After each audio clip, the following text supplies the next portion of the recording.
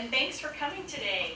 Yes, we have started out Lunch Bunch today with a very good example of a holiday meal, but leftovers.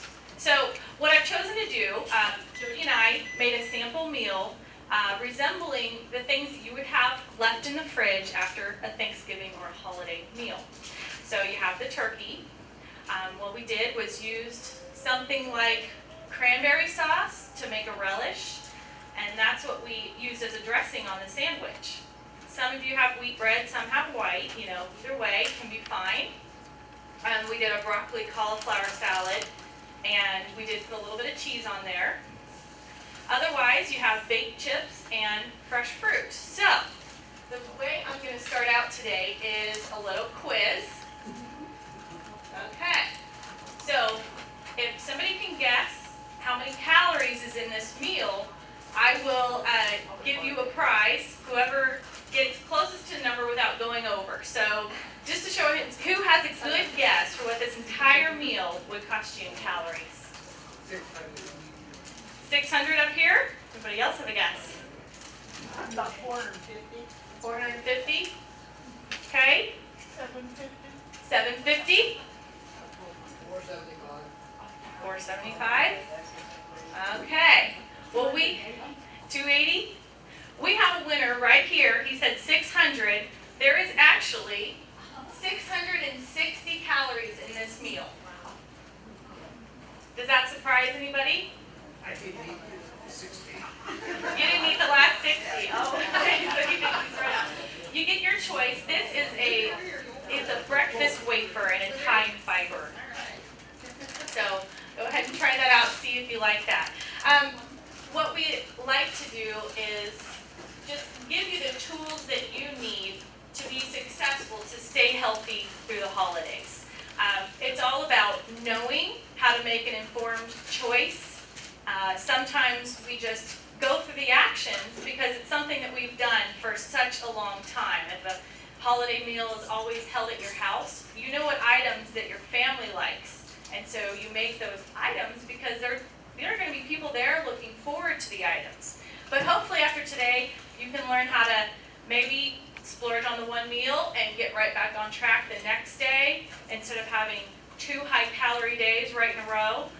That is one way to make sure that we maintain our weight for the holidays.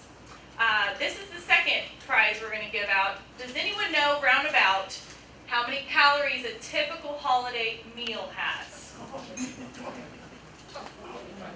The whole meal from start to finish, appetizers to dessert. 2,500? Okay. 4,000? Anybody else have a guess? Actually, we're pretty close here to 2,500.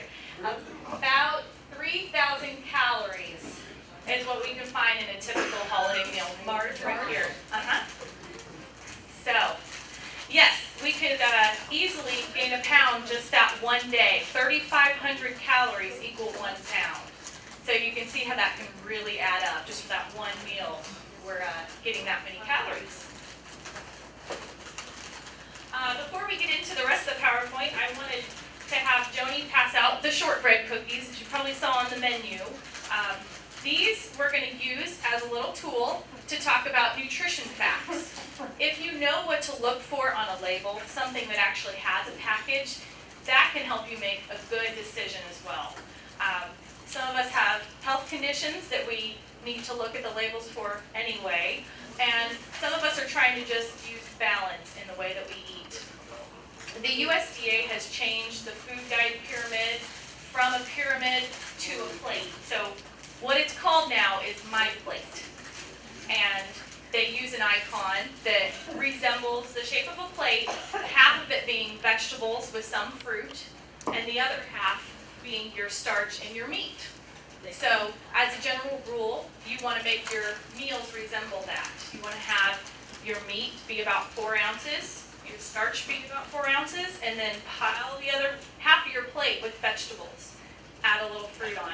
They also say get one dairy product a meal, whether it be yogurt or milk or cottage cheese, whatever you prefer. So if you wouldn't mind, just find the nutrition facts label on your cookies.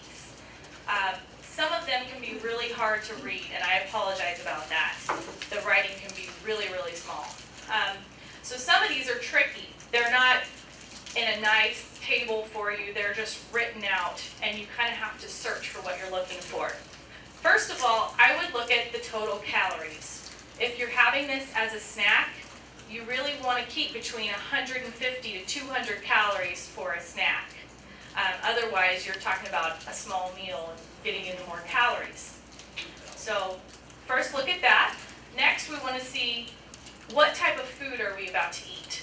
This cookie here, this resembles more of a carbohydrate type food. There's really no protein associated with that. So what you want to do is make sure that if you were to have this cookie as a snack, that's fine, no problem, but you want to add some type of protein food with that.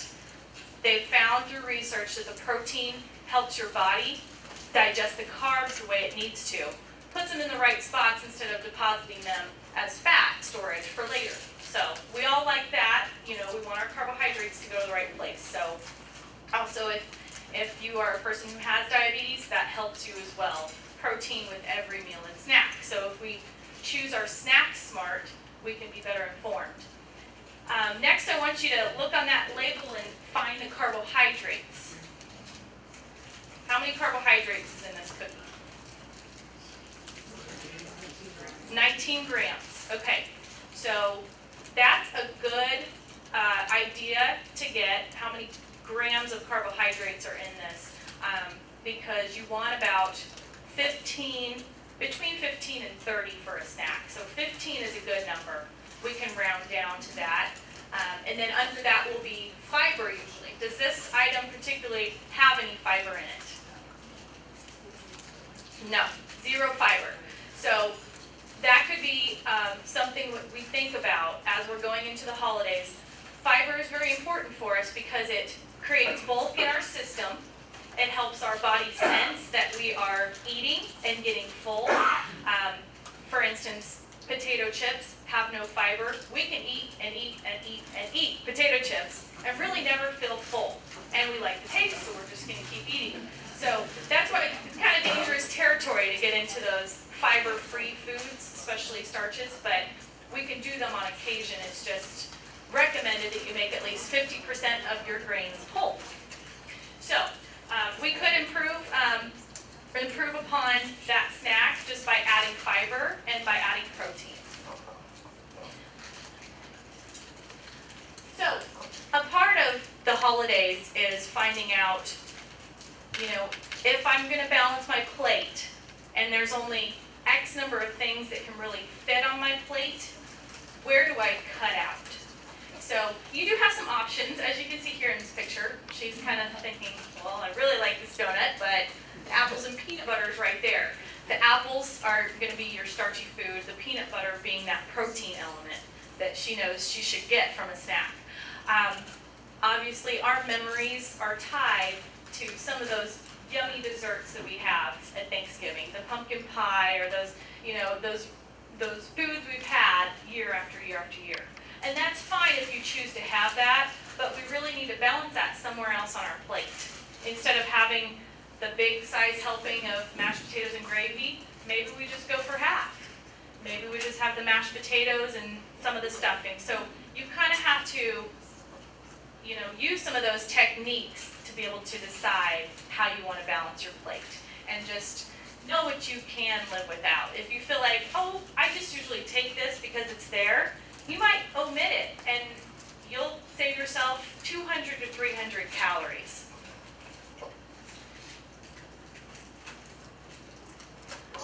Also, if you know that during the holidays you usually have a problem when I feel like I overeat and then I regret it later, you might decide that this year you want to make it a goal to maintain your weight.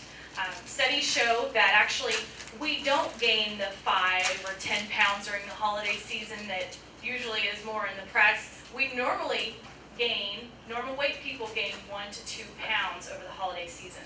But the problem is that studies show we never get that 1 to 2 pounds off. So if you think about how many holidays you've had, it can add up. So I I would encourage you to make a SMART goal if you are to make a goal for eating healthier to maintain your weight. The way I'd start is writing it down. I would make it specific, measurable, achievable, realistic, and time-oriented. So an example of this would be, I will maintain my weight and weigh myself at that time, so write down the weight that I'm at, from Thanksgiving to January 1st of the next year, and that really makes a snapshot of time that you have to complete your goal. And of course, weighing yourself on January 1st would be a good idea. So we have our goal. We're going to maintain that weight until January. But how do I get there? What's going to be my plan of action? And that's really where you kind of have to do some searching and really picture yourself in that holiday moment when you have the choice in front of you. Maybe you say, I'm at a holiday dinner, I'm just going to have one plate. I'm going to put my dessert on there and everything. I'm going to make it all fit on one plate so that I don't overdo it and regret it later. Some people do that. Like we were discussing earlier, at any kind of a family dinner, you can kind of say, I'm going to have the dessert, but skip one carbohydrate option before that. Does anyone have questions about what carbohydrate foods are? There are starchy foods. Starches, so you have your pastas and your rice and your breads. You also have potatoes in there, the 3 starchy vegetables, peas, corn, and potatoes. And you have your fruits in that category. Fruits are a very healthful food. We need them, but we have to kind of keep that in mind when we're making our choices, that that's a carbohydrate option. It goes in that starch part on your plate. And also, we have those sweet items, the cakes, the pies, the cookies. Those are all in that starchy carbohydrate category. Also, the holidays are very popular for baking, and many of you might do some of that baking and giving away food, but also getting a lot of food. So you have this gift of food that you're expected to eat. You have to decide, is this going to serve my goals, or maybe should I put some in the freezer for later, or should I go ahead and give this to someone else who, doesn't seem to have the same goals? You just have to decide kind of what goals and what steps are appropriate for you. Also, you might come up with your own goal that's separate from this, but I do encourage you, write it down, because life gets busy and we have lots of activities going on. It can easily be forgotten, and then all of a sudden it's after the holidays and too late, and we kind of have to make up for lost ground.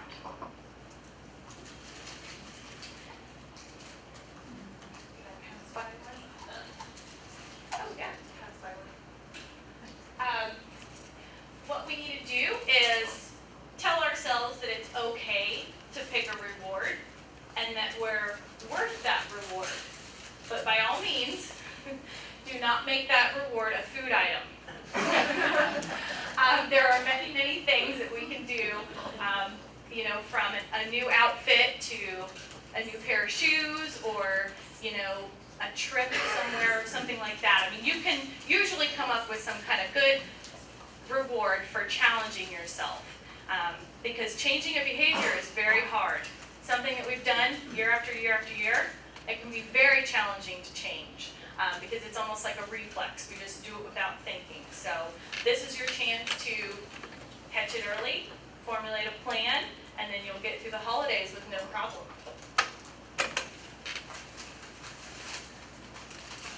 And then, oops, we hit a speed bump. This is a very, very common part of the change process, that we had a plan, we wrote it down, we kind of visualized it, but when I was in the moment, I couldn't make that choice, that good choice that I knew I should have.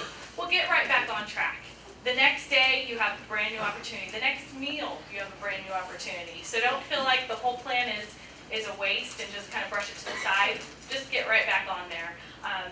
Between 2 days, your body is very good at balancing out calories. calories. So if you're higher in calories one day than the other, your body's pretty good about flushing some of that out because it knows your normal routine. So if you normally have a good, healthy routine, a balanced diet, at least 3 meals a day, and healthy snacks, your body will somewhat be forgiving for some of those bigger meals. It is a very big glycemic load sometimes for your body to handle, but don't let yourself get discouraged. Also, during the holiday season, it is common to get, that kind of blues type thing going on, the winter blues.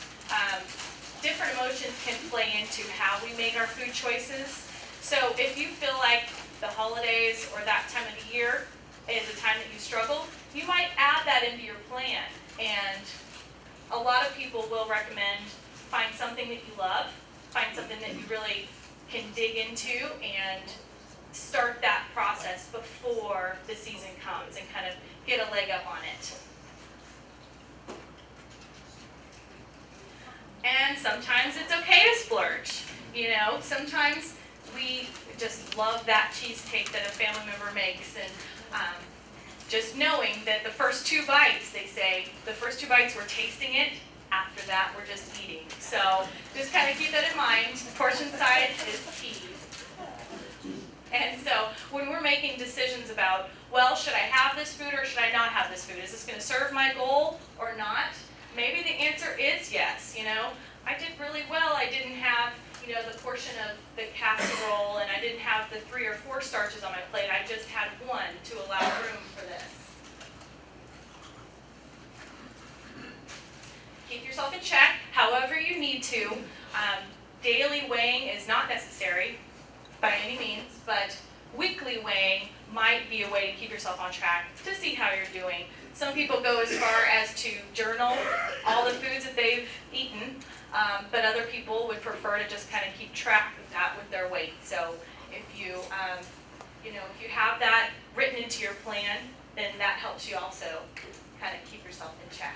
And then eventually, come New Year's Day, you might meet your goal. So, and it's very rewarding, that feeling that you have that I set out to not eat the way I had been, that makes me just feel miserable, and then I have to make up for lost time. So that'll even empower you to make more healthy choices in the future, they find. So, any questions about making goals or eating healthy or what some of these foods have? Yeah? Is that true that you take the first 2 bites of any food, not just desserts, but any 2 of any food? It is, that is what they say. We need to take more than 2 bites of, the foods that we need every day. We need more calories than that, but it can really apply to those dessert items. But yeah, our taste buds are really picking up on that taste in those first 2 bites. So if you have a starch or a sweet on your plate, if you just take 2 bites and then set it aside, you're good. A lot of times that will help, because you want to stay away from feeling deprived by all costs. So you want to make sure that I let myself have those things that I just can't get over, the 2 bites of cheesecake, and give it a few minutes. Even 15 minutes can delay a craving enough to where it gives you a chance to make a good decision. So can I live without this, or do I need to have it? So then you make the choice, and whatever choice you make, live with that and feel good about it, because you had control over that choice. I did have a couple of little nutrition bites for you about the foods that you're eating and how they affect your health. Number 1, cranberries. Cranberries are a very healthy food, real bitter, but within that bitterness, they actually help antibacterial-wise in your body. So they found that, they've long used cranberries to prevent UTIs or to help cure them, but they found that it's not from the acidity, but the cranberries actually have an element that forms a barrier to bacteria. So that can help for more than just those reasons. It's also an antioxidant, so that means it clears out free radicals from your body, and it helps prevent cancer. So also anti-inflammatory, that inflammation from arthritis or other conditions, that can really help those anti-inflammatory foods. It's also low glycemic, so it's not a food that's going to spike your blood sugar quickly. And the vitamins and minerals it has are manganese, vitamin C, and vitamin E, among many others in small amounts, but those are the main. So that's cranberries, very healthy for you. Sweet potatoes. We can see by the color that they have the beta carotene, and what that does is help our bodies create vitamin A to be used for our eyesight. Also, as they travel through our GI tract, they found that these kind of absorb some of those toxins that we get from other foods or environmental factors, so they carry them on out from our body. One sweet potato has twice the vitamin A that we need in one day. So that one food can satisfy that quota. So these foods are very powerful for your health. It also has antioxidant and anti-inflammatory properties. Broccoli, we had that today, helps lower cholesterol and lower blood pressure, but it also helps detoxify your body. So it's doing many, many things in there after you eat it. 1 cup has twice the vitamin K that we need every day. Now everybody who's on, certain kinds of medications knows that they have to watch that amount that they get. It also has 100% of the vitamin C we need per day. So going into flu season, very important to know. The cauliflower that's in there also helps prevent cancer, and it's very high in fiber.